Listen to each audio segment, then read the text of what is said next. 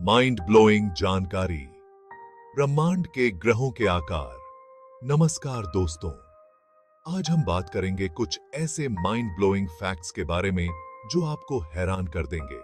हमारा विषय है यूनिवर्स के प्लैनेट्स के साइजेस। सोचो, अगर हमारी अर्थ एक फुटबॉल जितनी बड़ी होती तो जुपिटर कितना बड़ा होता? या फिर क्या आप जानते हैं कि कुछ प्लैनेट्स इतने छोटे होते हैं कि उन्हें ड्वार्फ प्लैनेट्स कहा जाता है? इस वीडियो में हम ये सब और बहुत कुछ एक्सप्लोर करेंगे। तो तैयार हो जाइए एक अनोखे और इंटरेस्टिंग जर्नी के लिए, जहां हम जानेंगे प्लैनेट्स के साइजेस के बारे में और समझेंगे कि हमारा यूनिवर्स कितना विशाल और रहस्यमय है। हमारे सौर मंडल के ग्रह दोस्तों, आज हम शुरुआत करते हैं अपने घर से, हमारे सोलर सिस्टम से।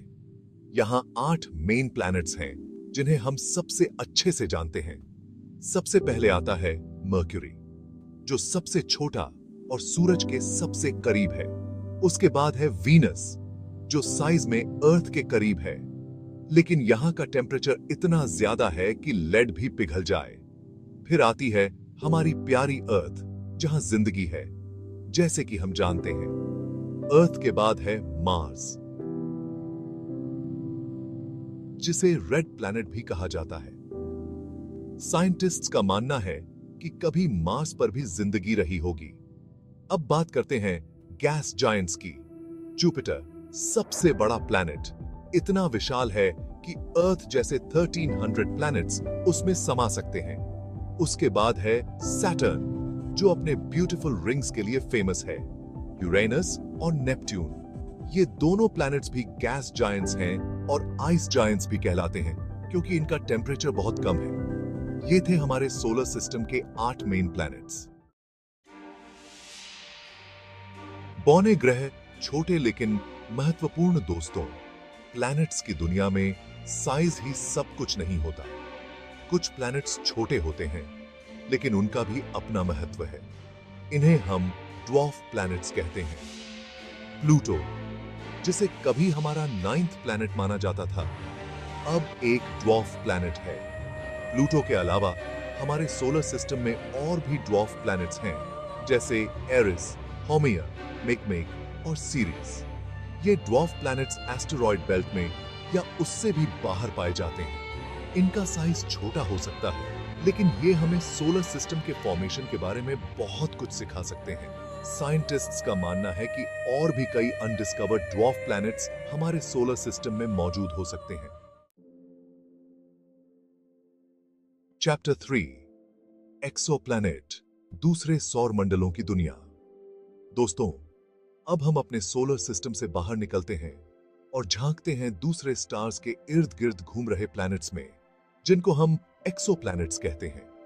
इमेजिन कीजिए, ऐसे प्लैनेट्स जो हमारे सूरज की जगह किसी और स्टार का चक्कर लगा रहे हैं। क्या वहां जिंदगी होगी? क्या वो प्लैनेट्स हमारी अर्थ जैसे होंगे? साइंटिस्ट्स ने अब तक हजारों एक्सोप्लैनेट्स खोज निकाले हैं और हर एक यूनिक है। कुछ एक्सोप्लैनेट्स अपने स्टार्स के इतने करीब हैं कि वहां का टेम्परेचर हजारों डिग्री सेल्सियस तक पहुंच जाता है, जबकि कुछ प्लैनेट्स स्टार्स से इतनी दूरी पर हैं कि वहां पानी भी जम जाता होगा।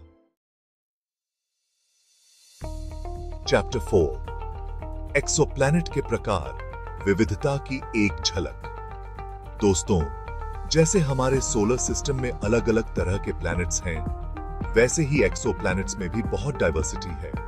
कुछ एक्सोप्लैनेट्स हमारी अर्थ जैसे रॉकी होते हैं, जिनको हम टेरेस्ट्रियल प्लैनेट्स कहते हैं। कुछ प्लैनेट्स अर्थ से बड़े और भारी होते हैं, जिनको सुपर अर्थ्स कहा जाता है। फिर आते हैं मिनी नेपट्यून्स, जो नेपट्यून से छोटे होते हैं लेकिन अर्थ से बड़े। हॉट जुपिटर्स, जैसा नाम से जाहिर है, जुपिटर जैसे गैस जायंट्स होते हैं जो अपने स्टार्स के बहुत करीब हैं। गैस जायंट्स जैसे कि जुपिटर और सैटर्न हमारे सोलर सिस्टम के सबसे बड़े प्लैनेट्स होते हैं। और फिर आते हैं अल्ट्रा हॉट जुपिटर्स, जो हॉट जुपिटर्स से भी ज्यादा गर्म होते हैं। ये डाइवर्सिटी हमें प्लैनेट फॉर्मेशन और इवोल्यूशन के बारे में नए सवाल उठाती है और यूनिवर्स के रहस्यों को सुलझाने में हमारी मदद करती है। ओथ्रो, अंत। आशा है आपको ये वीडियो पसंद आई होगी। हमने आज प्लैनेट्स के साइजेस के बारे में बहुत कुछ जाना। हमारे सोलर सिस्टम से लेकर दूसरे स्टार्स के इर्द गिर्द घूम रहे एक्सोप्लैनेट्स तक। ये जर्नी हमें बताता है कि हमारा यूनिवर्स कितना विशाल और रहस्यमय है और अभी भी कितना कुछ एक्सप्लोर करना बाकी है। शायद एक दिन हम किसी ऐसे प्लैनेट को भी ढूंढ लेंगे जहां जिंदगी मौजूद हो। अगर आपको ये इंफॉर्मेशन इंटरेस्टिंग लगी तो प्लीज लाइक, शेयर और सब्सक्राइब करना ना भूलें। धन्यवाद और बाय के लिए।